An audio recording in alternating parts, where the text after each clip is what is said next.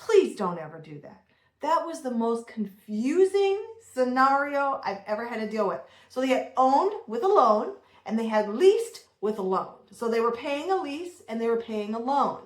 And I don't remember which side it was, if it was the leased or the loaned, but my clients were like, didn't want to pay this fee, which if they'd stayed in the house, they would have paid, and it would have locked in their rate at a certain, like $48 a month.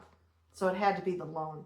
And if they didn't pay it, it would go up to $68 a month. And they're like, well, we're not going to be living here. Why would we pay this? So they're like, okay, done. They could not sell the house without paying to lock in the solar monthly rate.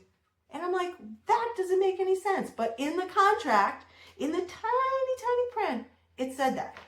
And that's sort of my other lesson to you, horror story, is read the fine print. I know those leases go on and on and on, but I'm telling you, they paid, I think, $4,200 to the solar company to lock in the rate for the new owners.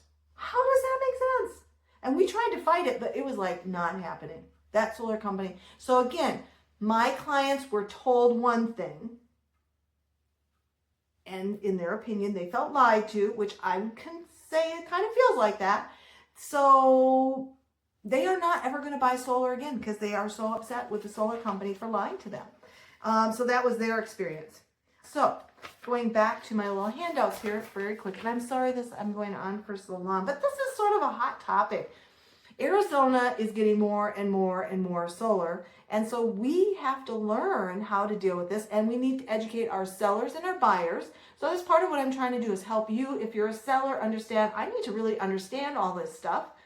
And if you're thinking about buying solar, you need to understand all this stuff.